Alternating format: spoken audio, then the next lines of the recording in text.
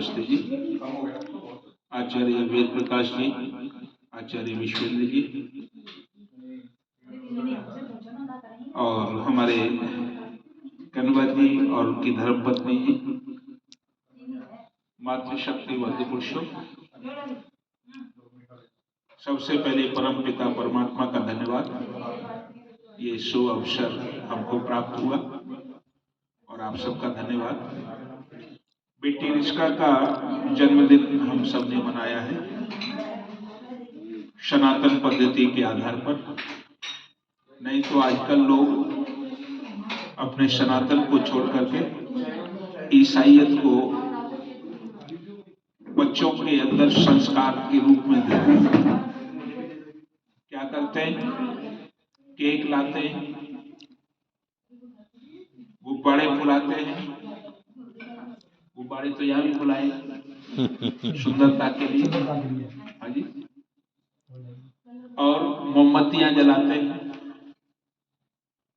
फिर बुझाते हैं, फिर बोलते हैं हैप्पी बर्थडे टू यू। हमने पूछा क्या अर्थ है इसका? बोले बहुत सारी बधाइयां। मैंने की बहुत अच्छी बात है बधाइयां देना, पर ये मोमबत्तियां क्यों बुझाई? बोले इतनी आयु खत्म हो गई इसलिए बुझा दी। सारी नहीं बुझाते, एक जलती छोड़ते हैं और सारी बुझा देते हैं। ये वर्ष प्रारंभ है, चल रहा है, इसलिए एक जलती छोड़ी और बुझा दी, इतनी आयु खत्म हो गई। हमने कहा फिर खत्म हो गई तो हैप्पी बर्थडे टू यू क्यों कर रहे हो, बधाइयां क्यों दे रहे हो? अच्छा, कोई खत्म हो रहा हो, घट रहा हो और उसे बधाई दी जाए तो अच्छा होगा उसके लिए। ध्यान रखना, आयुष्य तो, शरीर की आयुष्य तो सब लोग छोटे होते हैं, जितने जी लिए उतने छोटे हो गए, परंतु हमें एक दृष्टि से बड़ा होना है और वो सबसे बड़ा है। शरीर की आयु से व्यक्ति जो बड़ा होता है उसको क्या कहते हैं मालूम है? हमारे यहाँ 4 वर्ण हैं। कितने वर्ण हैं? 4 वर्ण। तो शरीर की आयु से जो बड़ा है वो शूद्र है, चौथे नंबर पर है। तीसरे नंबर पर पता है कौन है? जो धन से बड़ा है, जिसके पास धन है वो तीसरी श्रेणी में आता है। और दूसरी श्रेणी में कौन आता है? कहते हैं जिसके पास शक्ति है। और प्रथम श्रेणी में कौन आता है? जिसके पास ज्ञान है।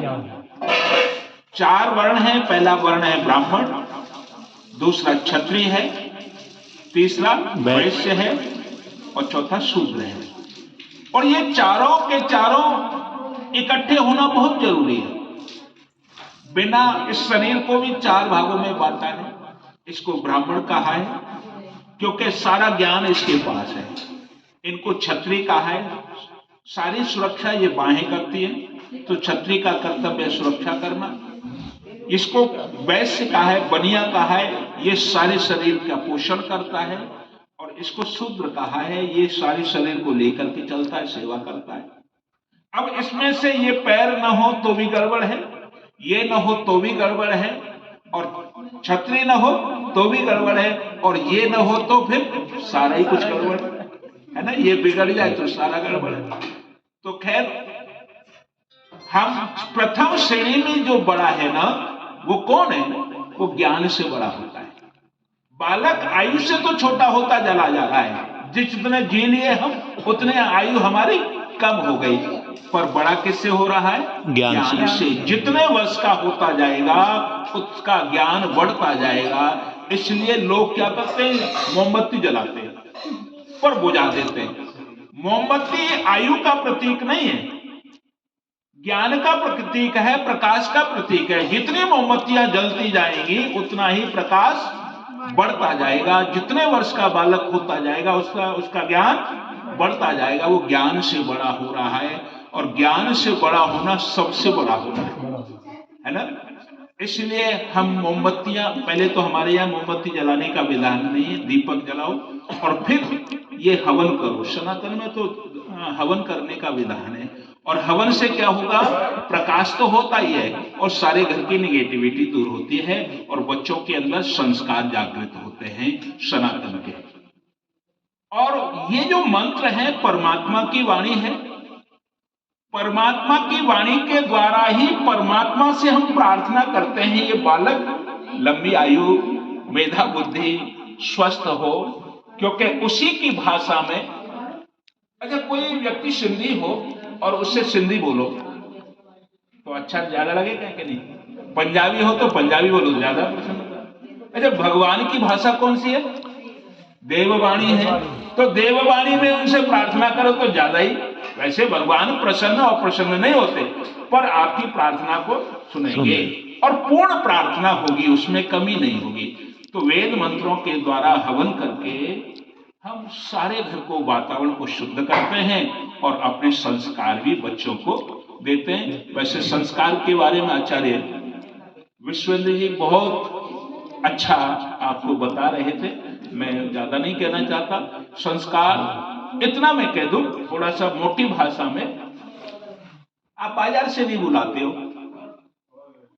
और बीज से काटते हो और काट करके रस निचोड़ लेते हो, छिलके का प्राय क्या करते हैं लोग, फेंक देते हैं। पर उसी छिलके में आप मसाला मिला दो तो वो छिलका नहीं रहेगा, उसका नाम क्या बन जाएगा?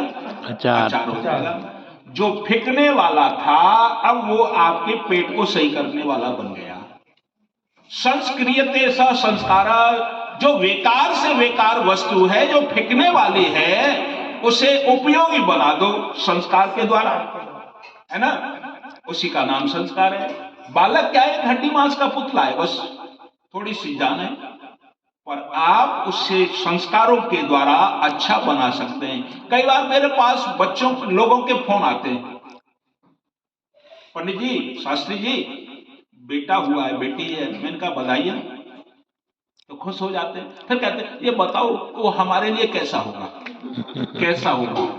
तो मैं क्या कहता हूं, कैसा तो आप बनाओगे, बन करके नहीं आया है, वो तो जान रहे थोड़ी सी और एक पुतला है। आप उसे संस्कारों के द्वारा बनाओगे। कैसे बनाओगे? मान लो इस बच्ची को यहां जो पैदा हुई, इंग्लैंड की मां को दे दो और वहां जो बच्ची पैदा हुई है यहां की मां को दे दो। जब बड़ा होगा कौन सी भाषा बोलेगा? जिस मां की भाषा को सुनेगा वही बोलेगा, है ना? पैदाइश से कुछ नहीं होगा।